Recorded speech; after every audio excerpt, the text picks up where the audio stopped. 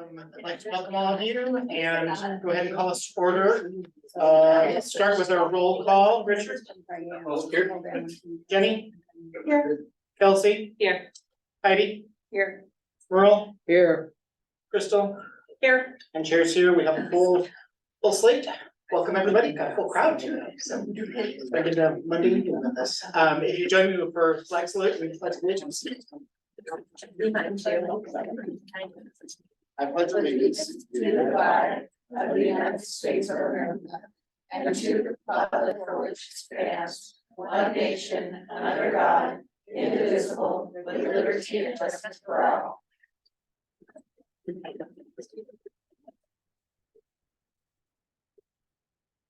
Again, welcome everybody. Our first item up is agenda consideration. I would entertain a motion to move forward with the agendas presented. If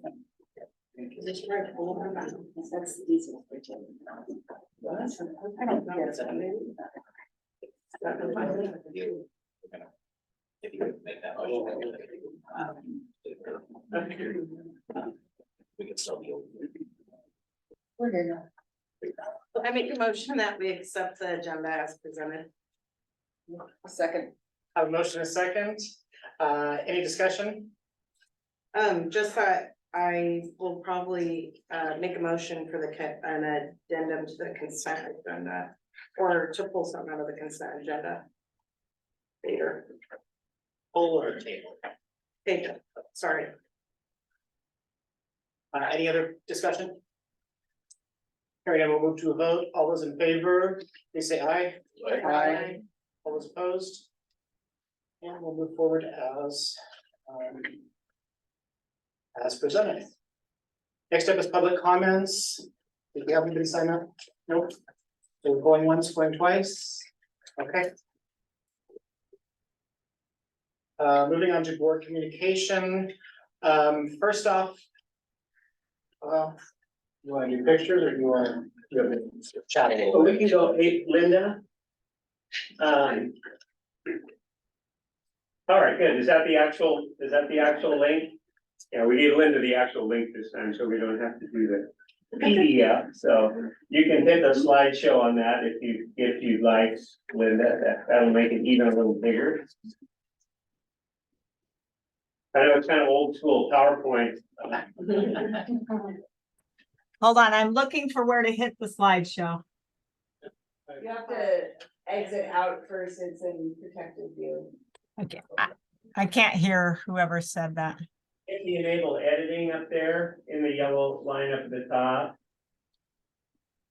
Yeah. It's trying.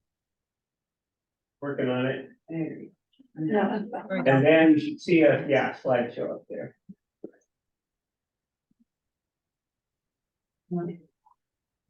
No, F5. no. It's Sorry. Grade says F5. Hold on, let me get that out. On your keyboard. No, what'd you say? I'm sorry. Can I just Yeah. click to the next picture as you go? We'll go with that this time. So we'll get Okay, and then someone can teach me. a little clearer each time, so. So anyway, just, recognize as the board members, and I know you want to talk about your school visits, but we also were celebrating our counselors last week. And last week was, National School Counseling Week. And so we just had a chance to, celebrate our school counselors and Cheryl, I suggest you might want to share a little bit. Cheryl Dyer, super and works with our counselors in our program, and maybe just a word or two about How do I get the next slide? about our counselors. That's Yes. perfect. You can just leave it right there. That's perfect. Yeah, so our amazing counselors, we have one at the primary school, one at the intermediate school, 2 at the middle school, and 2 at the high school. So they have been working hard this year to build relationships and community connections. We just, I think last time we talked about a resource fair that we just participated in, and we meet monthly as a team to build our practice and come together and great resources for families and kids. And we would love to, if any of our building principals wanted to share any highlights or of the work that your counselors were doing or anything. Oh, Stacy. So, right next to me I'm in the Blue Fellows in the middle, and Elena Haig is our new counselor this year. And she is a new Lewis and Clark, counseling school grad, and we were so lucky to get her.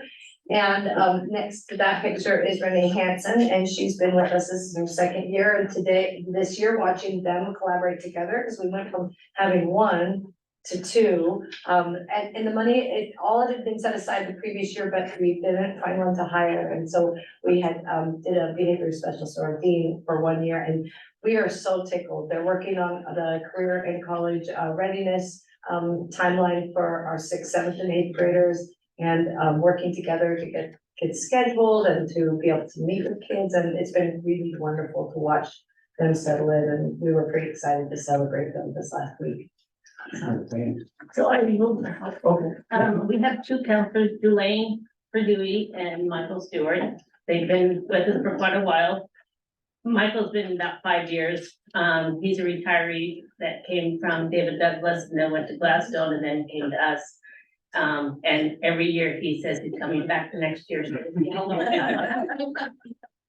But with their experience, his broad experience of different size schools have really made a big difference. And starting some new programs for our Spanish speaking students and seeing about some credits there. And just they work so well as a team, and they bring in new things on board. And then they were just at the middle school last week, because now we're starting forecasting, which is a big chunk of their schedule. And then we're doing an 8th grade visit next week. This week? Next week. So they'll come over to our building and walk around with some of our students that will take them around. And they're just two great people that are just lots of knowledge and loves to help kids and families. And those beautiful graduation ceremonies are there. It's their pride and joy. And we had a great turnout for our 8th grade parent night. Probably one of the bigger turnouts, and it was nice having Stacy there to greet them and to sit down and help answer questions if they had any. And so they had a familiar face along with a bunch of new ones they had no idea. So it was great. Mr. Sheldon? Did you want to say something? Yours, well, I can go back. Love and have you go back. Oh, okay, yeah, so, Mr. Haney, Matt Haney is the second one over. Our kids call him Mr. Matt, and he has done a really fantastic job at getting all of our children involved. He's given Kelso Choice classes to every class at school. He gets in regularly to classrooms to support children. He does small little groups for kids. For example, Safe Hands and Feet is one of his classes. Learning to Control My Body is another one. How do I handle stress? And he does it at the kinder, 1st, and 2nd grade level. And it's just really great to see him interact with these children, how he validates them and how he meets them where they are and tries to teach them these new skills. He's just been a great asset to our school, so we're very lucky to have him. Go back one, Linda.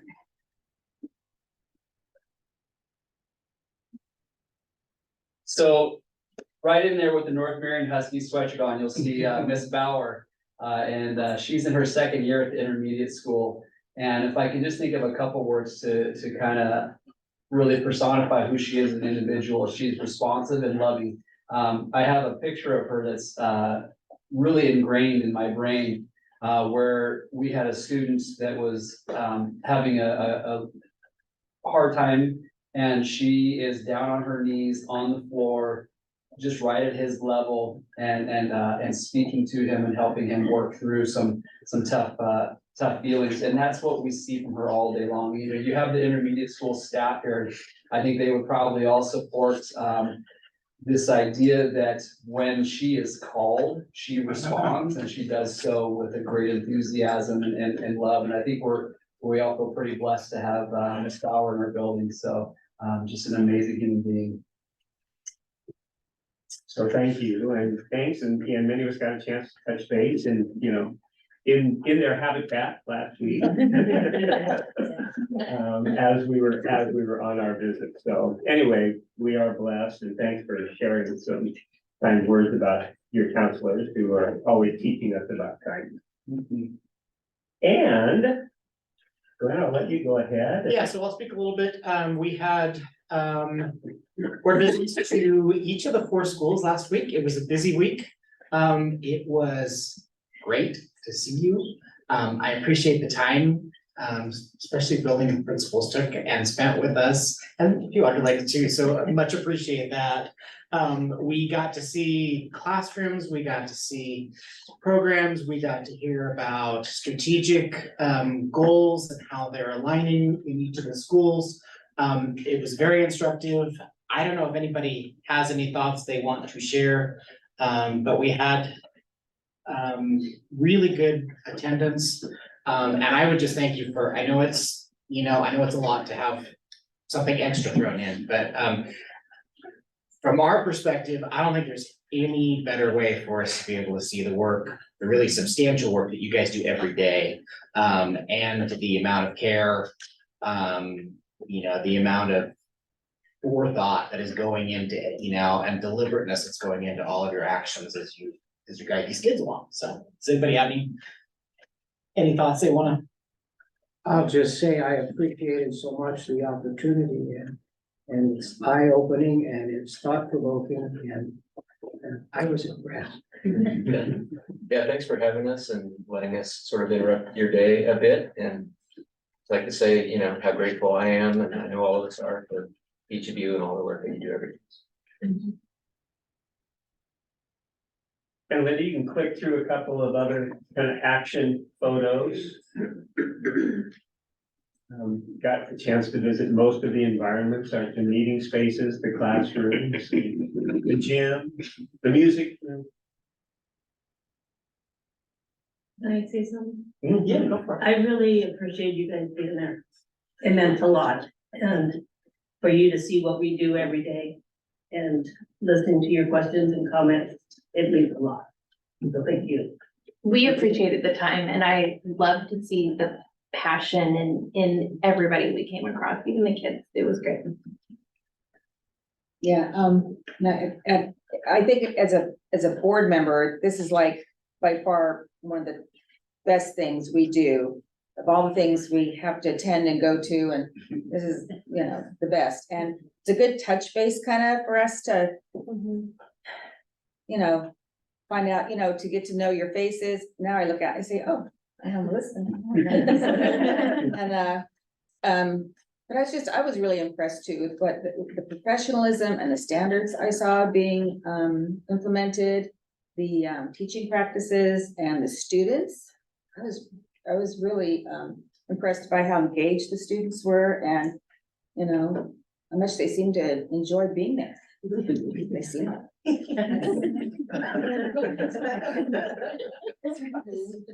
You came on the right day.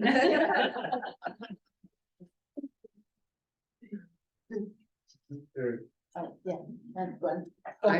I think it speaks to competence when 5 strangers can walk in and they just move right on.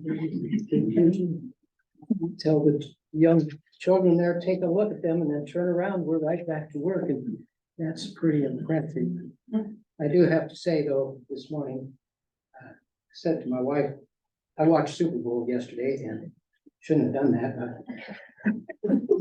How did I ever have time to watch basketball? And she's the kind that she doesn't use 4 words if one will do. She said, you weren't on the school board.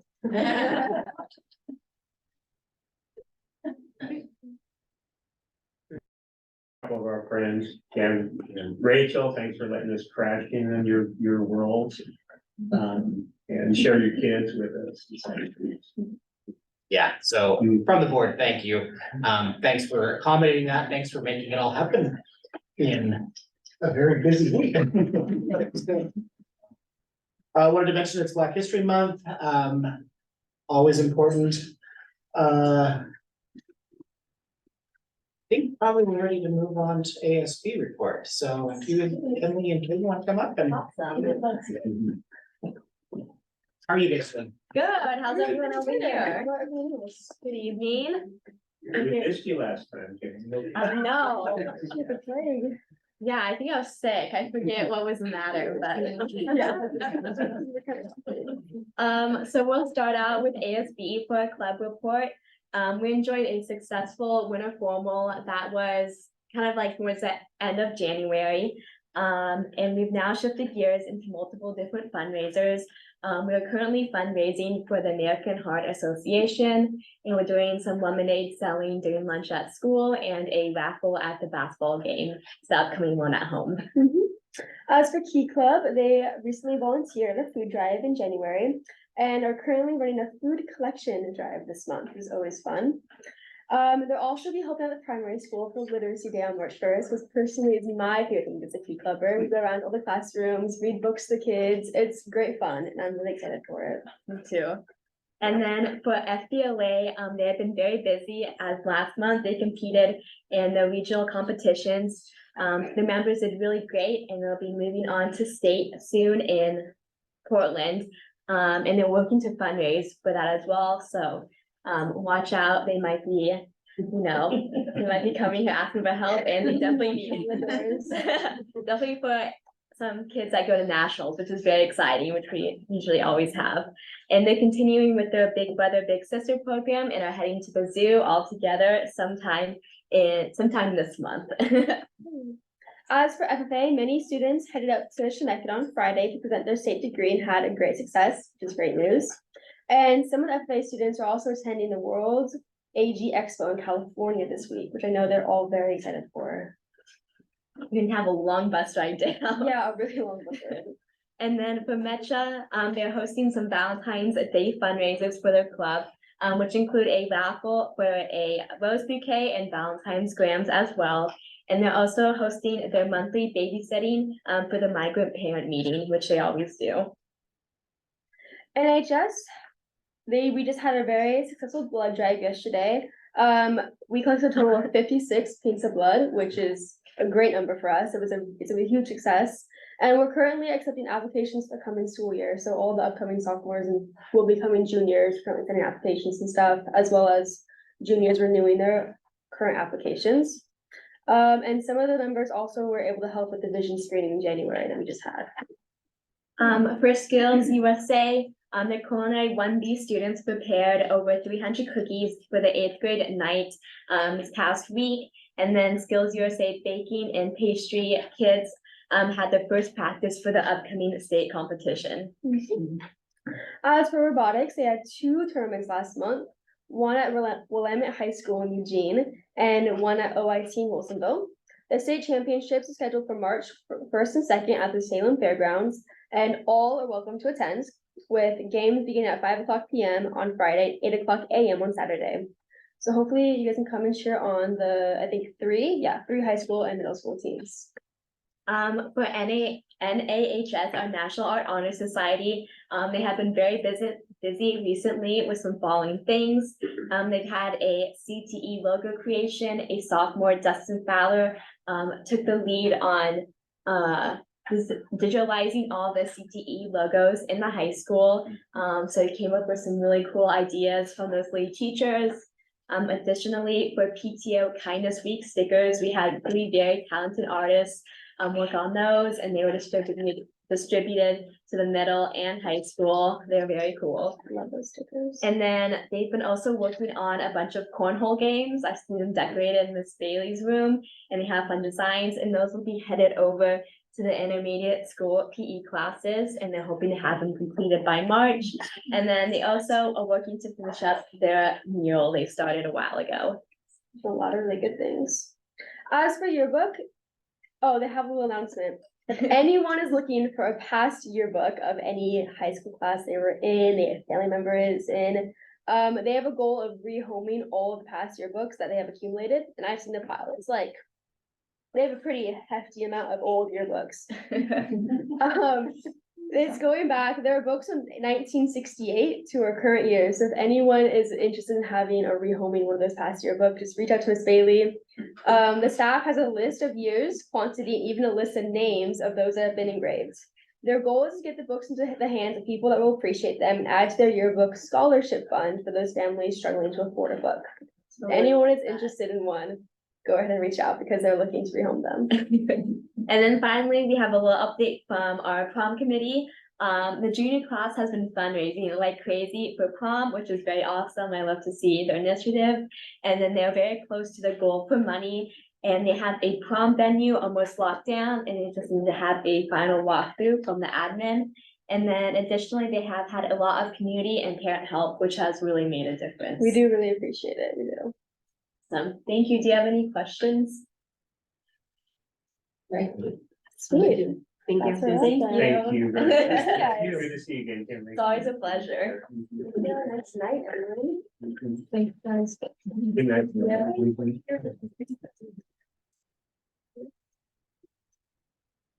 All right, moving along, our agenda, UNME leadership. I'm not sure who we have here tonight. Yes, So- no, hi, I'm Matt. A little change in people presenting. That's okay. I'm Jan Jones, I'm the intermediate school technology teacher and an IS building rep. Maria Cisco, English language development at the intermediate school and also the union secretary. So first of all, we just really want to thank you all for coming to our buildings. And I know you've been talking about it before, but it meant a lot to our staffs in all buildings. And I'm going to speak for my students that when you came into my room, they were so excited to have people looking at their projects and seeing what they were doing. So thank you for taking the time to come in. Come anytime. Yeah. And then we have a few little exciting things happening in each building we wanted to let you know about, and you've heard of some. Oh yeah, they've heard this already, but we're gonna talk about it anyway. Primary school is excited about their music program that they're having this month. They've, kind of been on hold since COVID with the music teachers being on leave and then finally getting one back in and starting having music programs back.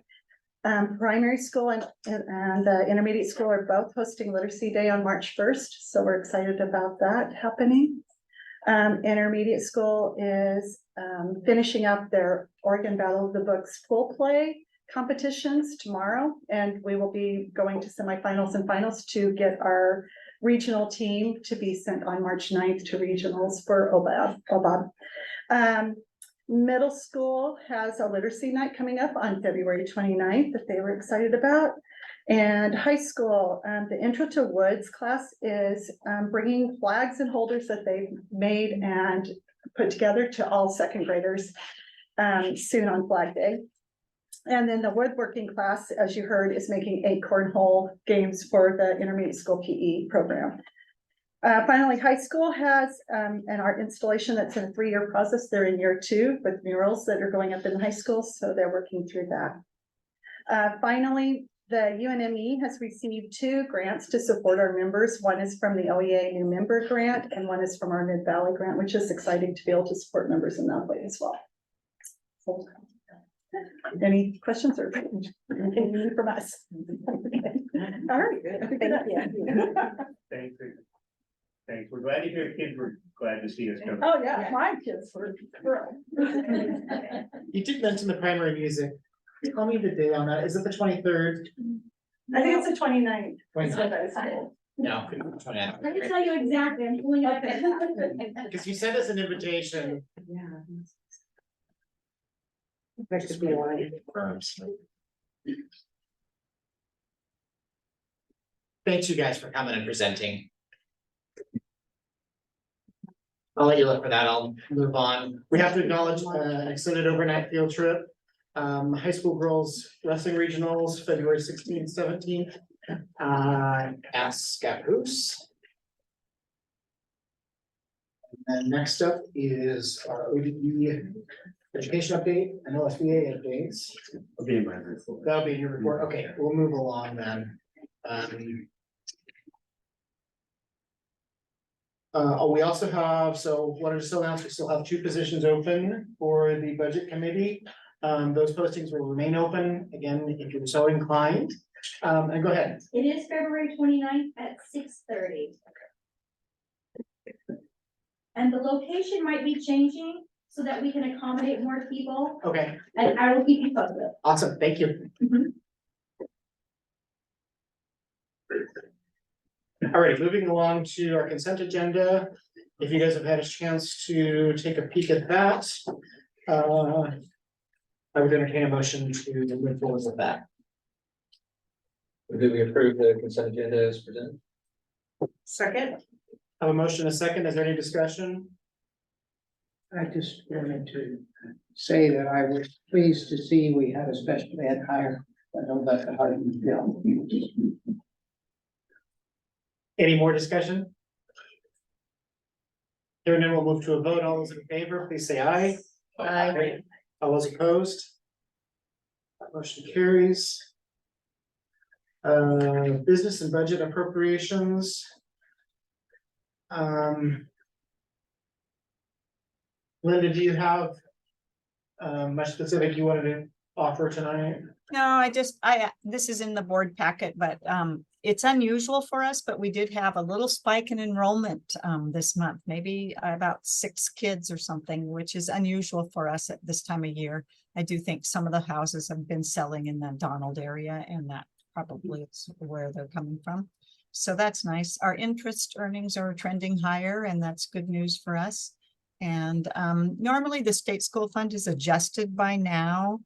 But it has not been. So hopefully when I report in March, we will know what our December to June ratio did as far as money, whether we're getting more or less.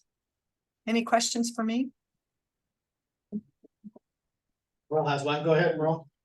There's an acronym, SSF. State School Fund. Thank you. Uh-huh.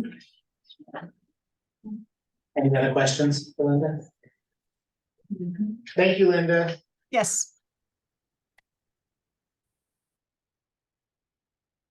All right, moving along to item number 5, board action. We have a reappointment and appointment to make for budget committee. You want those in separate motions or can they be together? They're motions, okay. I would entertain a motion on making that appointment and reappointment. Move that we appoint budget committee members as presented for position 1 and position 6. I'll second. Have a motion and a second, any discussion? All those in favor, please say aye. Aye. All those opposed? So thank you, Stacy, for agreeing to do and Emily for re-upping, so much appreciated. Stacy is here tonight. Oh, okay. Yeah, so Stacy, I was just, we were just wondering, if you would like to, say hi to the board and maybe even share a little bit about yourself and your interest in getting on the budget. You can sit, that'd be absolutely great. Sorry. No, that's okay.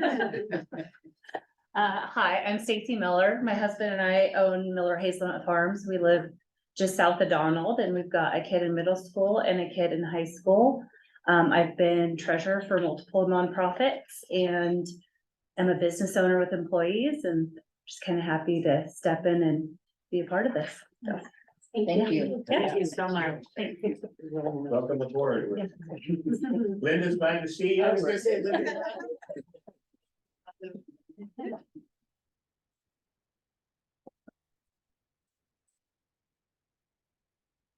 All right, 5B, we have to approve an out-of-state field trip. This is for high school cheer. National competition, March 7th through the 10th, at Nosbury Farms in California. I move that we approve the update field trip for the cheerleaders. I'll second. Have a motion and a second. Is there any discussion? Good luck. Yeah. Any clarification? Somebody send it down, do you know? No, I don't know. Okay, that's fine. Good to me, put you I on the think it's spot. approximately. Yeah, We need a so, chaperone to. we made sure that we have both male and female, because we do have a gentleman on the cheer team. So we made sure we have both chaperones. They're really excited. It's nice to have them back out there competing. It's been a few years, and so I'm really happy that they're going back out. All right, all those in favor of approving that out-of-state field trip, please say aye. Aye. All those opposed? Good luck to them. Item 5C, adopt OSBA policy rewrites on section A, B, and C. I'll make a motion that we table that for a work session. I second that motion. Have a motion and a second. Is there any discussion? Just that I've personally had a few areas and multiple policies. It was about 3 or 4 that just needed a quick viewing of some maybe opinion and words, and there was a couple bracketed pieces. The other thing is when we did approve this, that it was supposed to be like they sent it to us, we did a review, we could send back an edit, and then it would be, we could rebuild and do a policy. So I just would like this to be more done in a work session, where we could have conversation if needed. I agree. Any other discussion? I agree. It needs some further detailed discussion. Yeah, I think maybe just a couple of thoughts. I guess my understanding or expectation was that we were gonna see red lines, you know, for all the changes that OSBA proposed, and I think they'll follow through on that, and all of the documents that we got, I think we did have red lines, so. I didn't really have any concerns over the substance, you know, and I guess I'm just wondering, you know, it'd be good to have some discussion, I think, as a board about just kind of what our expectations are for processing these going forward, because there's a huge volume of these policies, and I kind of feel like it would consume a huge amount of the board's time if we're gonna go through every one of these policies and review them, you know, word by word kind of thing, and so it seems like we really need to find some more efficient kind of process for us to go through them, and I'm not sure if it, you know, it's sort of like giving Bill an opportunity to share with us what he thinks might be substantive or not changes, and see if we could sort of approve the ones that are not substantive more quickly, like, for example, Crystal, if you had 4 that you wanted to talk about, could we approve all except those 4, and then Right. you know, talk about those 4 during a work session or something, so we're just dealing with kind of the exceptions rather than the whole slate, because Good idea. I don't know how many we had this time, a lot, and that's probably just a small drop. Those are the short sections. Yeah, the short section, so, In AD, we had 57 and in C, we had 29. yeah, exactly, and that's just a small percentage of the total, so. And I totally agree. I think we need a work session so we can identify how we're gonna move forward with it without blindly accepting whatever was suggested. Yeah, although, I mean, I guess I am just, thinking that, you know, somehow we have to decide how we're gonna get this approved, right, so that we can just have a set of policies, and any one of us could propose a change to a policy going forward to the superintendent, right? We have a process for dealing with those, so even if we did approve the 75 or whatever that we had, any one of us could come back at a future meeting and say, hey, there's 2 that I wanna change, let's talk about it, and I think there's a process for doing that, it seems. Go ahead, Mark. I think I generally agree that we need a little time. Many of these, and I confess I haven't read all of them, I've looked at it. Many of them are just very few changes, kind of perfunctory. If we come prepared and schedule a special meeting to address these as a committee of the whole, I think we could make pretty good progress. And then, as Richard says, if there's 3 or 4 that I pull out and say, these concern me, I think they're more consequential, then we could spend 5 or 10 minutes on those, each of those, and the rest of them, we can say, well, these other 35, we're fine with that, they're just wording changes, whatever. And within 1 or 2 sessions, I think we could move through quite a deal of them. Yeah. I'm not sure when everybody got a copy of like the red lines. I didn't receive mine till Friday, and so it's a pretty short turnaround and I am the type to go through and look at the details, so I'm willing to put in the time, and I think for me, it's important to do that just because writing policies or approving policies is one of the main responsibilities of the school board.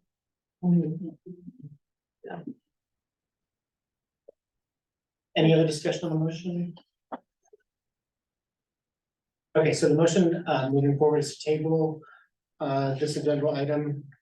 Or refer it to a work session. Is that what I'm understanding? Okay. session. Are we gonna schedule that now, or is it just TBD? Let me see what the motion does. I would just share, if you're gonna do that, you would probably want to contract further with OSBA. You'd need someone at the table who can actually answer the questions you might have about the changes, what precipitated changes in those types of things, because most of them are statutory and or rule making and those types of things, and I don't have that background.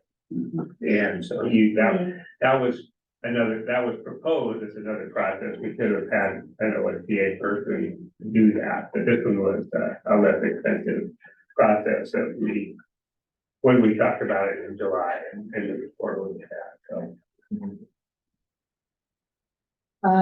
I'll just say that, I think some of the concerns or questions probably, I think we can probably address them and talk them out as a board. I don't think they require, an OSBA representation necessarily. Agreed. Because I don't think that the questions, I'm guessing from surmising that the questions aren't gonna be around ORSs necessarily as much as, kind of standard stuff I think that we can put out as a board. It's just so, I was gonna say, I don't think we need to, personally, I don't think we need to OSBA. And I think I agree, Heidi, I think if we get to a point where, you know, we make a lot of changes or because a lot of it could just be a discussion, like, are we all on the same page? Versus if we do have one thing that we would wanna move, then that would be an OSBA conversation if we're concerned that heavily, but in our past policy, I think it's been okay. So I agree. I do think we need to have a timeline on this though, because we can't drag this out, you know, for a year. This is, Yeah. we need to set a workshop date. I mean, want to do this. I agree, we're way behind. I'm with Jenny though, I'm willing to bite the bullet and put in a couple of special meetings if we need to again.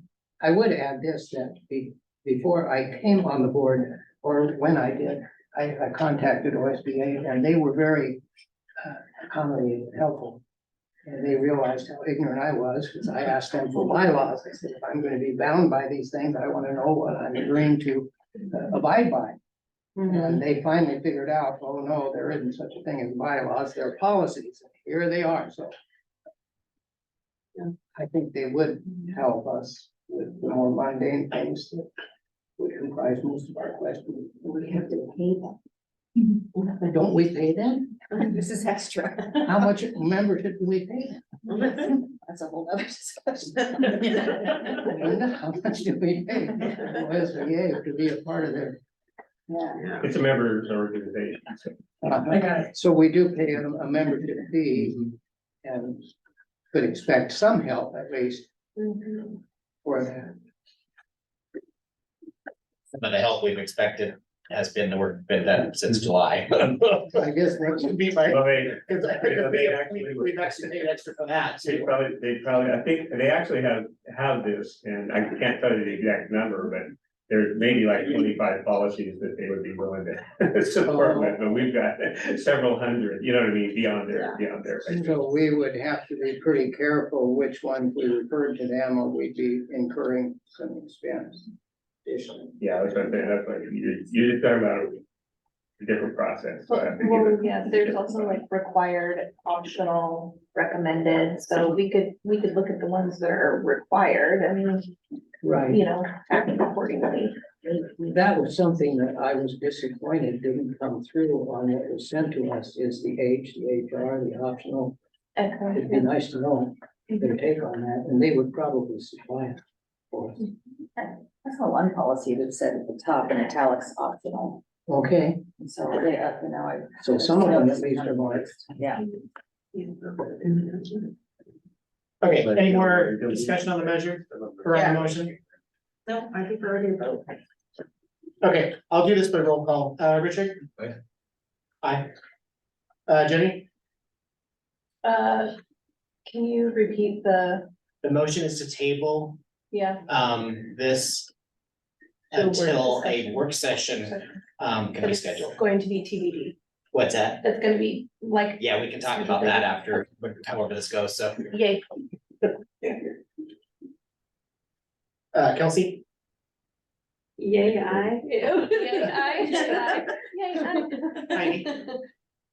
Oh, well, no, I've got it on the list here. I'm sorry. Aye. Merle? Aye. Crystal? Aye. Chair votes nay. That motion carries, so let's talk about scheduling forward.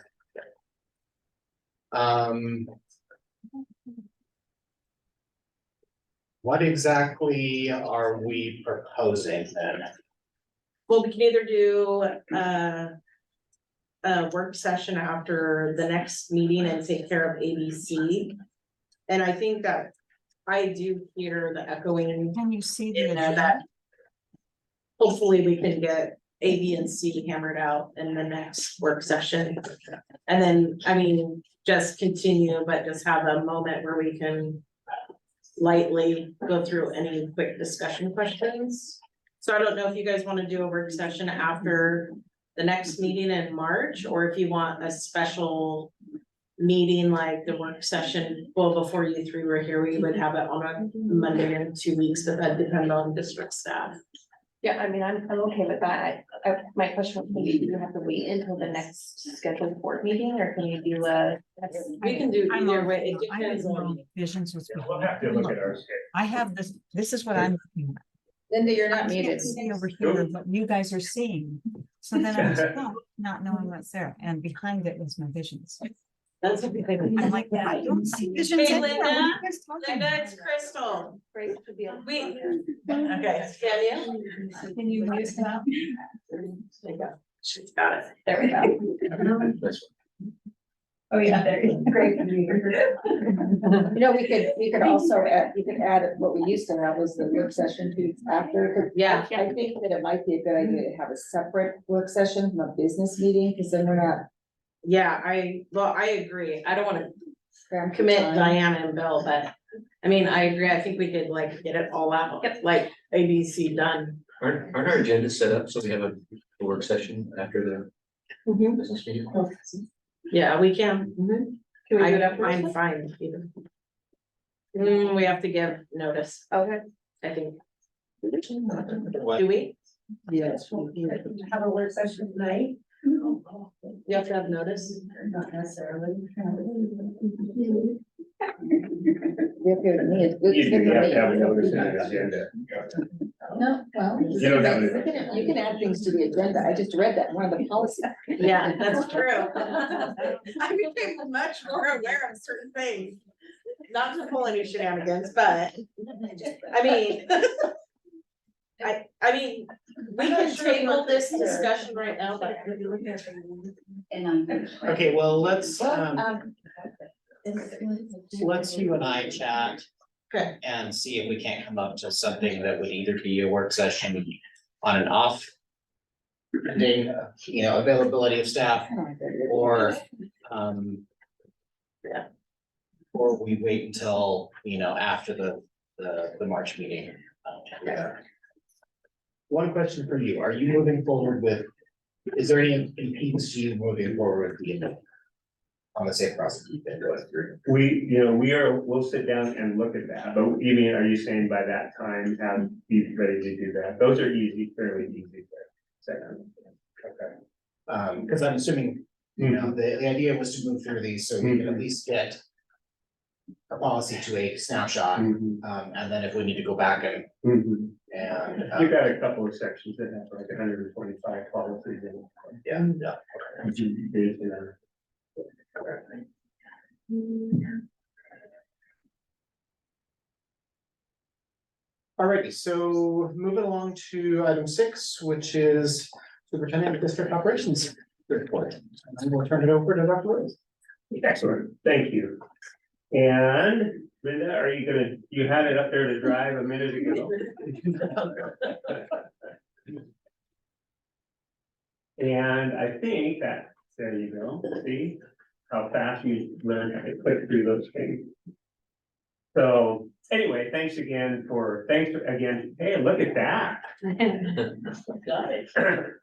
Thanks again for all your support for our counselors last week and recognizing their work. And many of them are new to the district. It's interesting, we have this kind of this blend of brand new, you know, and some experienced counselors. So thanks to everyone for that. And go ahead, Linda. Again, thanks again, board, for making time to visit schools last week. It's no easy task, and this notion of doing 4 schools in 1 week. Is probably unprecedented, you know, in terms of, you know, question your superintendent's decision making about how to schedule those things, but really a nice example of that vision. And I think maybe what we all learned was how clear it makes the connections, you know, among the work, you know, across the school and across the campus, when you actually get to observe them, you know, within a fairly short period of time, and see the very strong connections around the goals and planning, the classroom work, you know, what types of things are being looked for and worked on in the classroom as well. I think you got a good sense of, you know, where some of the professional development has been and how it's playing out in classrooms and such, and kind of having that immersion, experience last week, I think really helped that. It helped me a lot for sure. So, and thanks, principals and teachers for, like we said, we couldn't stage anything, because it was pretty short notice to put those visits together. So, you know, it was very real.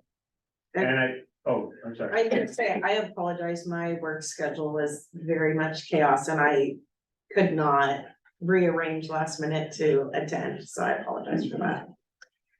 So some people who know me, know though that there are, you know, kind of photo essay updates that go out to board members after those pieces. So Crystal was, you know, getting my text. I did it, I received all of that. Everything. I did. Because I know she was really trying to get there.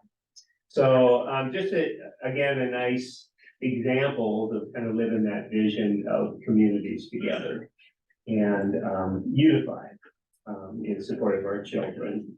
And, you know, just from a strategic planning standpoint, what I felt from my superintendent's view, having the board and principals and staff and teachers together, kind of sharing their goals and plans and those types of things, and inviting us in to actually see them being enacted, really felt like our mission in action. So I really, you know, for me, and I know for many others, it's one thing to have a mission and a vision. It's another thing to actually enact it and see it in action. And so I appreciate you all participating in that, because I really think it was a great example of us living our vision around those lines. So again, just scenes from the work, and thanks again for that from the superintendent's lens. Okay, Linda.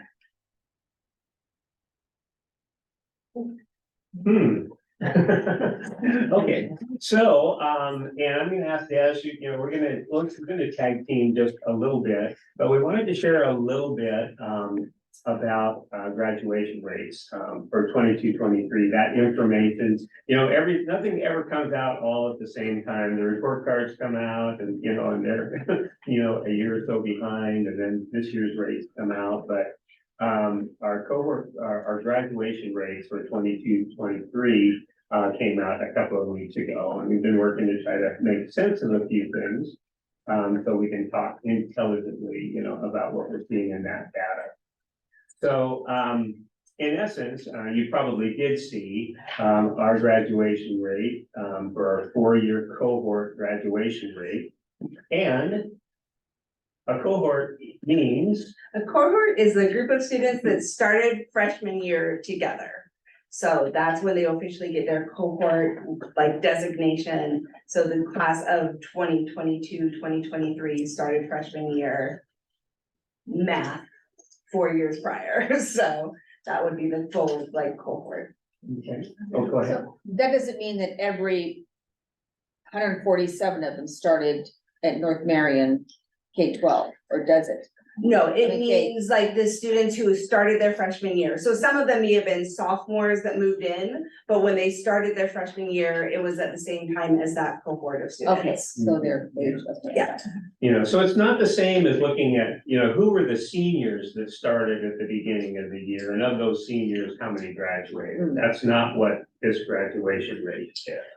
You know, this are the kids that started in 9th grade, and how many of those kids actually graduated in that cohort. Does that make a little sense? Because it can be a little confusing. What would be an example of the difference? A senior who wasn't there in the freshman year and was still, or was therefore not counted?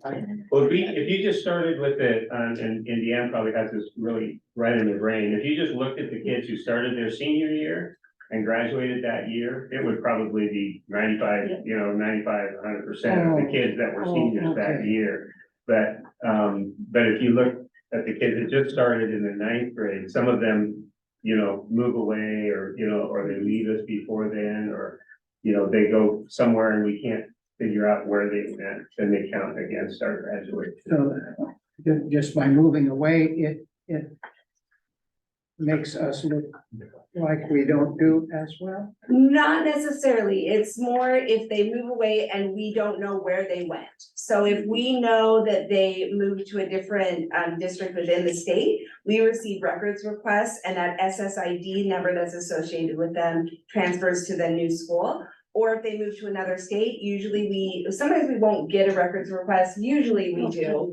But we indicate in our records moved out of state when we have a confirmation of that. So it's more around students who we don't know where they went. They left our records. Some of them might have re-enrolled, but then never requested records. Some of them may not have re-enrolled and would be considered dropouts. Okay.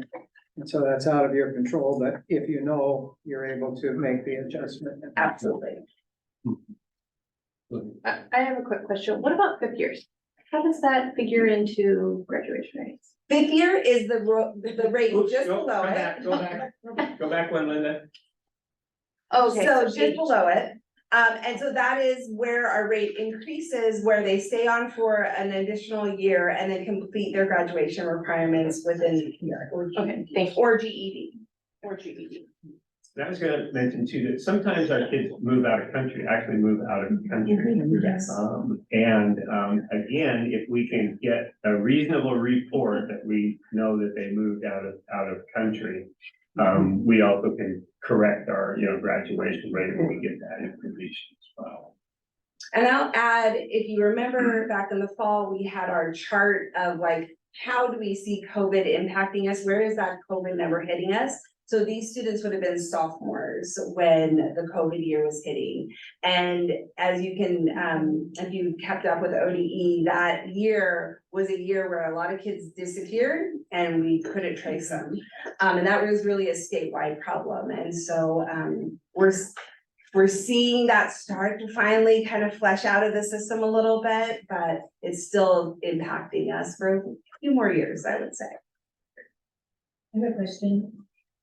Why would you have a cohort like this? What would, for this particular cohort, what is it telling you if you can't track and we don't, why would you have a cohort like this?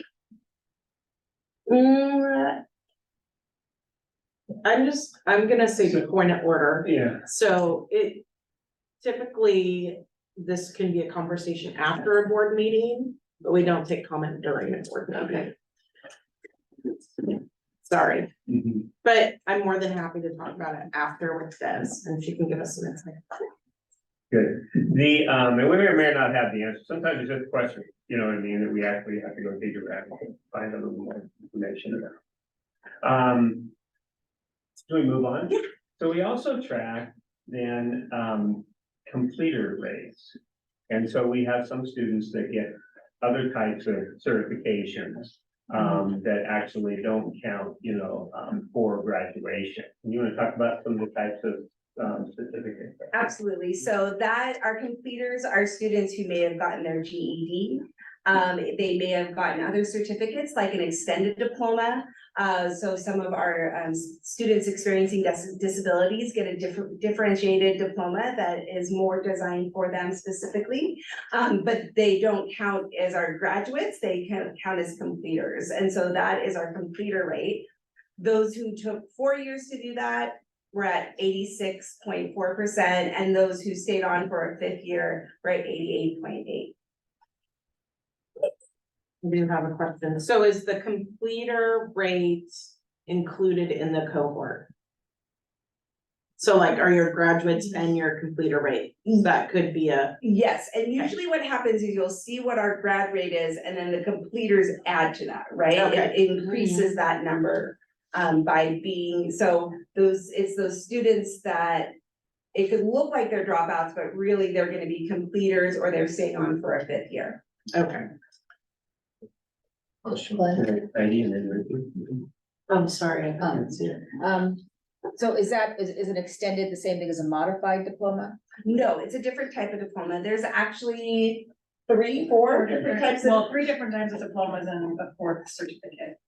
And so an extended, it goes like diploma and then modified, those count as diplomas and graduates. Then extended, And then certificate of attendance. And then there's an honors diploma also. So there are 4 different types. of Honors diplomas. diploma, so honors diploma, modified, regular, those count as graduates. Extended certificate of attendance and GED count as completers. Okay. They finish their requirements, but it doesn't count towards our graduation rate. So that other 13% that didn't get any of those type of certificates or diplomas, they're people that since the K or since 9th grade, which one would it be? Since 9th grade. 9th grade. They're people. Some of that- them, because they are part of our district, we could possibly track them further down, but officially since 9th grade. So are any of them like kids that we would see like in attendance regularly? He just will never meet all their graduation requirements despite the fact that they're coming to school regularly. Yes. I will say though, probably, and Deanne, you can correct me if I'm wrong, that percentage of student is really small. Kind of to the point Bill was making.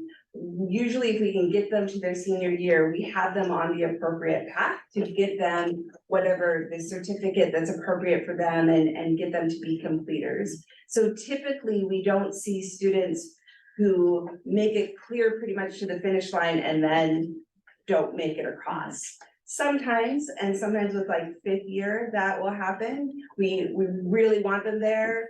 We get them to that 5th year and they start the 5th year and it's like, not gonna do it.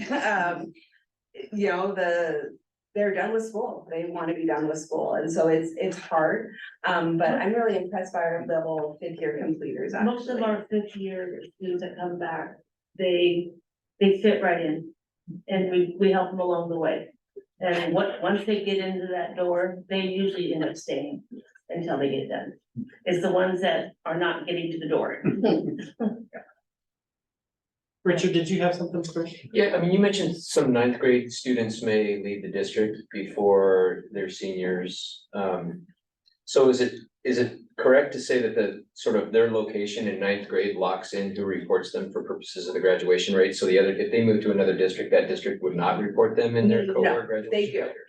Do we The double count? cohort isn't defined by us, it's defined by their 9th grade year. So it's more of what year of the graduation are they going to be counted for? Right.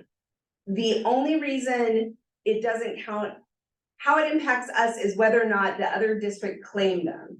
So for the most part, especially within Oregon, if they move to another district, that district claims them, they become that part of their graduation rate. They count as us as a transfer out, we're good. It's when a student went to out of state, other country, and then didn't request records. It's not super common, but it has happened with out of state, especially. It just depends on what their state rule is and records request requirements. Especially if we, like the beginning of their ninth grade year, where there wouldn't be transcripts that they would want. Most of the time, if they're going into another district, they want our information because we can help them get their graduation requirements from what they completed while they were with us. So I guess I am curious, like how big of an issue that is for our graduation rate. My sense is it's probably not a huge number, but I guess would we know if we asked, like how many students? If you fall go into that back bucket? one slide. Linda, can you go back one slide? So right there, you can see our total cohort and how many kids graduated. There was an additional number of students who completed, and I can probably grab that right now. The difference between those, so the difference once you minus our graduates and our completers from our total cohort are the number of students where we didn't have a firm grasp on where they are, whether they left the country, went to a different school district entirely, or dropped out. Like, and that's probably the more common situation, or pursuing, like dropped out, started pursuing their GED on their own, but we don't have record of it because they've been removed from our system because they were 10-day drops. How did you do? Oh, I was going to ask about their prospects, the completers for community college or college. Are they able to apply and gain admission? They can apply with our, with a modified diploma. It's just like a regular diploma for a community college. For a four-year university, usually they require you start at community college, but if you have a modified diploma. With students who have an extended or a certificate, sometimes there's some additional classes they have to take if they start at the community college that would kind of help fill any gaps they might have had, because those graduation requirements are different, but community college is still available to them. Typically Not for extended. So there would be, and typically our students on extended are doing other sort of work release programs through our special education department. We're eligible for 18 to 21-year-olds. I do have one quick question. So where would parents who pull their kids from school to homeschool, where would those fall? Students who are homeschooled have to register with the ESD to officially become homeschoolers, and then that comes out of our record. We document them as homeschoolers. Or if they do like online academy, connections academy type of things, it goes to them. Yeah, they have to register in the same. It's interesting, these are great questions. They're the questions we were asking about 10 years ago when graduation rates became, a really big accountability factor. And we got really good at trying to figure out how to track kids down. And, I don't know if there was a time when all the state graduation rates went up really high all of a sudden one year. And it was because people were working really hard to try to track kids down that had left them in those cohorts. So good question. Okay, Linda. Just some comparisons of, in essence, some groups from one year to the next. The dotted line is the state, or our all. It's our all. It's our all, which is also the state average. So basically, our all and state average is the same. That's where the red line is. So you can see some comparisons from one year to the next in a number of groups there. We won't go into huge detail on those. Here, glimpse at that. Our next slide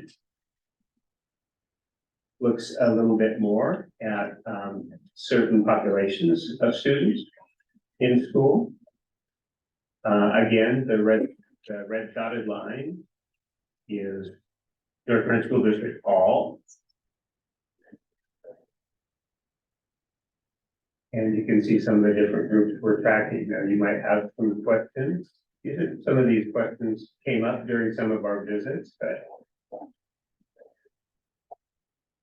some of the groups in our English learner groups are ever EL, students who have ever been receiving services as an English learner in the district. If you, the next one to the right of that is exited prior to high school. So we track students who were English learners who were exited from the program before they got to high school. And there, you can see their graduation rate is, you know, pretty high. And then, of course, the last one is the students in the district who've never been identified as an English learner. And Cheryl, I don't know if you wanted to say, we were looking pretty hard at students with disabilities, as we were thinking about, talking about them today, so. Right, so we took a look at this number, and as you can see, as a comparison from last year, we're up from the 46.88 from last year. I know we talked about it when we shared the special education at a glance last spring, and that number was really low, and we had those conversations, and so looking at that, our rate is back up close to what it was pre-pandemic. So prior in 18-19, we pulled data from the last 4 years. It was right around 68% prior to the pandemic. Looking at the students in that cohort, and really it was the COVID impact continuing. We had students that left us in their sophomore and junior years. And then either never enrolled or we didn't get records requests. The students that started their senior year with us, they almost all of them graduated. So the cohort was impacted those previous years, really from the pandemic. So we're gonna continue to work on raising that higher as we move forward. Can I ask a follow-up question on that? Is the students with disabilities all students on a 504 IEP, or is this a specific? This is just IEP, this is not including students with a section 504 plan. Thanks, thank you. Thank you. Okay, Linda? One other group of students that we track and the state tracks, because they're making considerable investment in CTE programs around the state. So they're interested in you know, how students enrolled in CTE programs, you know, are doing in terms of graduation rate. And so, you know, we have the categories that are participants in the CTE program and concentrators in a CTE program. And you can see those groups of students are among the highest graduation rates in our schools. So the district's investment in CTE, you know, and making those opportunities available clearly pays off here in terms of that. And Deanna, didn't know if you wanted to make a comment about that or anything. Yeah, it's, I mean, the participants, they need to be in at least 1 or 2. And they get those points. The concentrators are the ones that get the 3 credits in a certain pathway and take some option classes and meets that requirement of the pathway or programs of study. And that's the difference between the 2. Does this include the Willamette Career Academy? Yes. Is the number 119 and 31, is that for the whole 4 years or just junior, senior year? Just graduating. Just senior, okay. And with the concentrators, we also get additional funding. We get pathway funds. Oh, nice. And so depending on, like, out of the 31, 6 of the kids were the concentrators for business. That chunk of money goes to the business pathway. So many of these students are students that will come back and also be a part of that report when we're talking about credit, students who are earning credit prior to leaving high school. So that again gets influenced by kids taking these courses.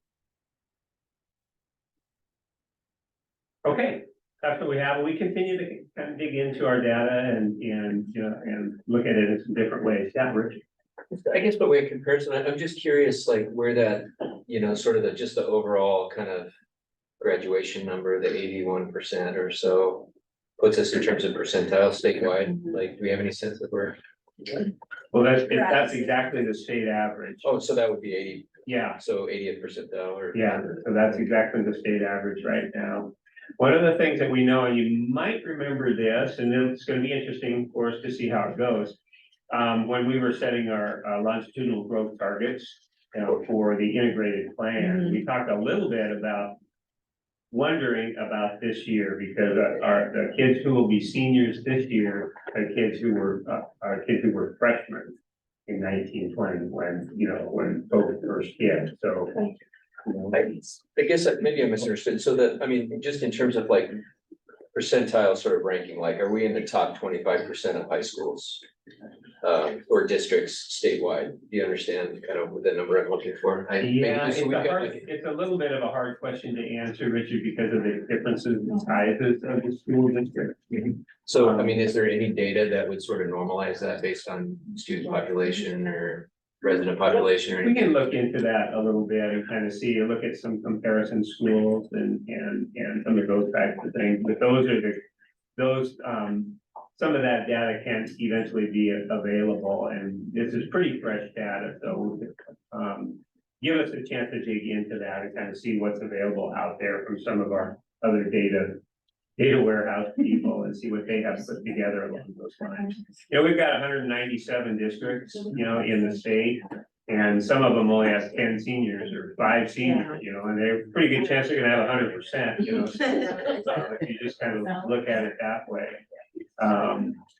And so, it is an interesting question to ask that way. So there are people that are putting those figures together.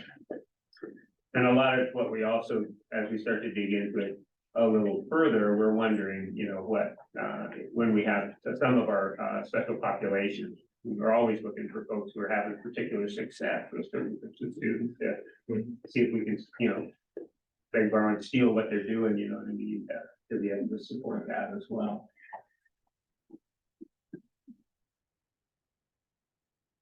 Okay. Now, just quickly, in terms of the economic forecast that came out last week, and kind of related to a couple of things going on in the legislature, and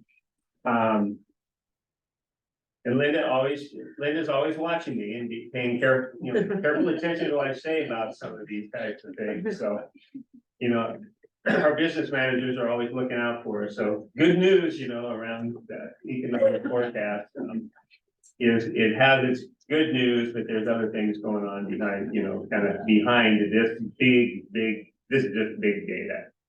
And in the forecast, what we've seen, what we saw in December, what we're seeing now are increases, based on revenues, tax revenues, increases, in the general fund.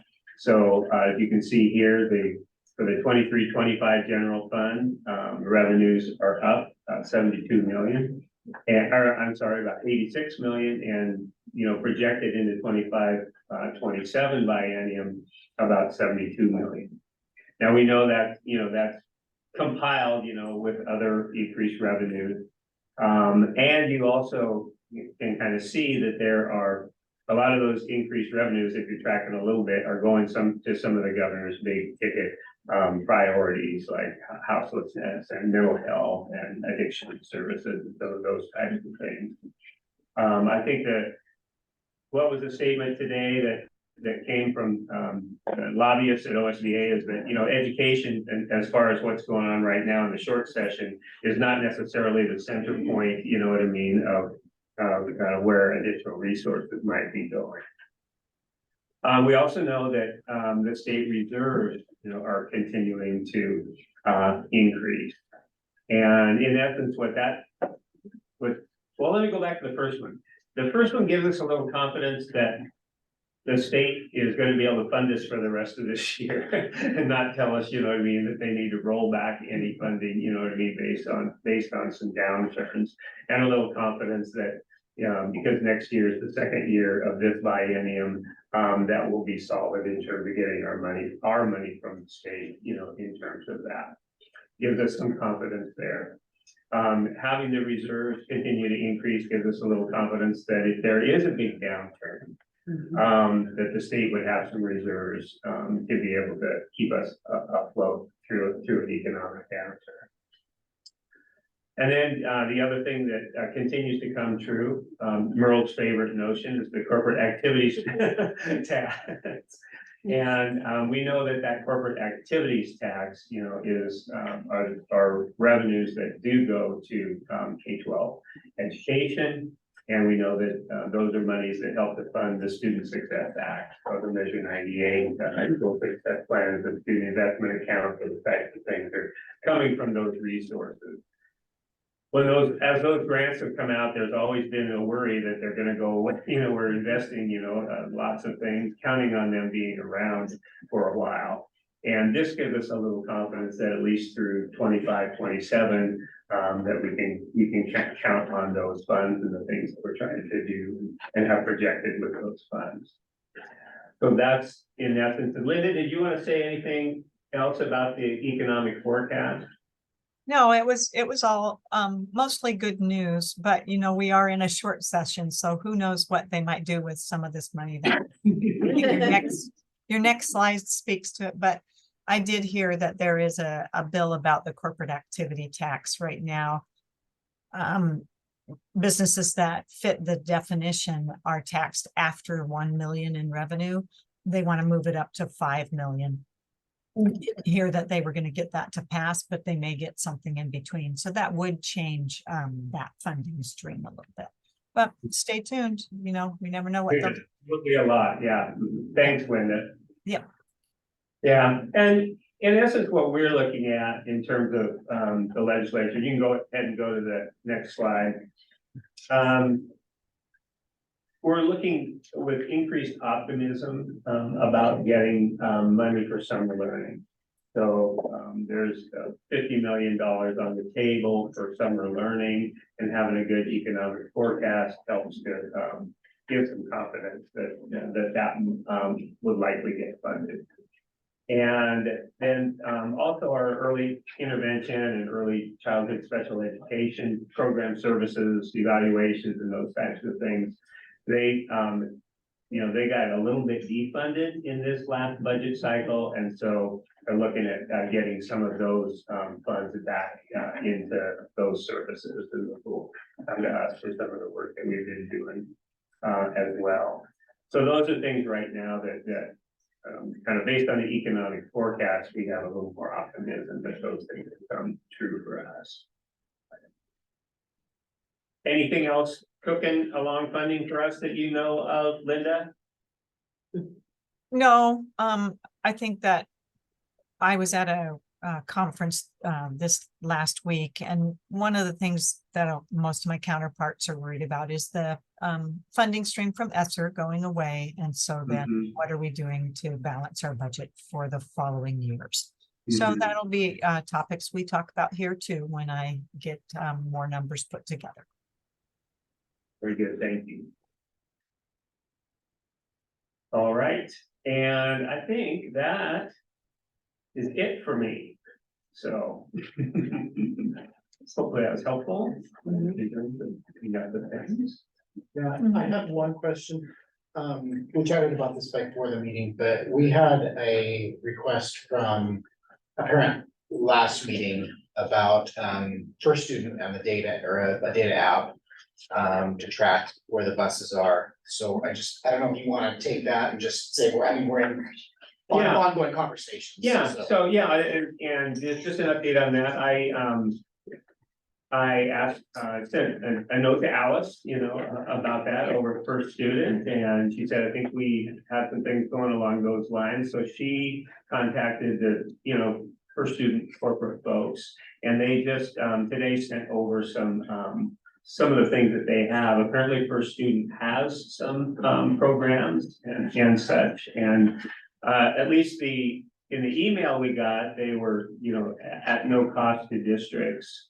And so we'll look into that a little bit and see. The gentleman did share that he said it's a little bit of a challenge to actually get it up and going and things like that, but we'll explore it a little bit more. So there are programs out there. We'll continue to pursue that and look to see what we can do.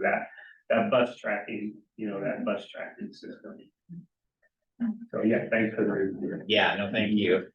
I would just mention for the new board members, there's a form, that will need to be filled out, which is an SEI, Statement of Economic Impact or Interest.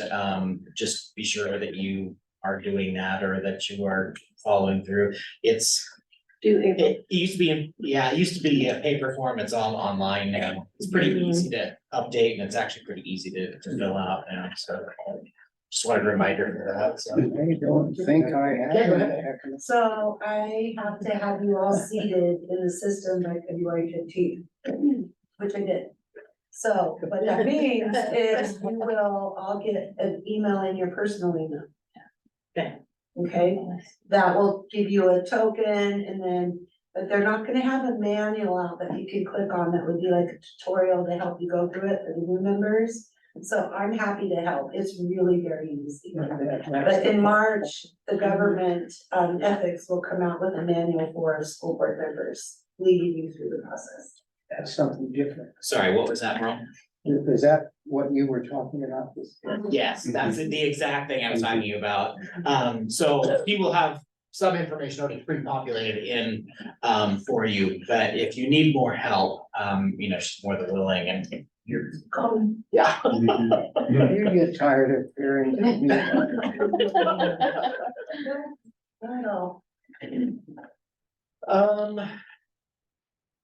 Anything else that needs to come before us for the end of the agenda? I'm just looking through this list. Through the bios. Oh, yeah. He's asking for these to be filled out, so. I did mine online. You did? Okay, I'll go back and look. I have Kelsey's, I have Jimmy's, I have Merle's. I didn't see yours, Heidi. Heidi Glenn. Well, the good news is from me, like, when I first joined, that carried over, or is there nothing after that? Do we have anything that carried over that? Just start over. I don't have anything that, we're trying to, go from what Jillian had done prior. Okay. So I don't have any of her information. If you. Wasn't it like a feel Google you survey need a or really something? good Google jump Form? start on it. Okay. Find it. Hope you find it. I probably. You're due for a resume update. You're probably. Okay.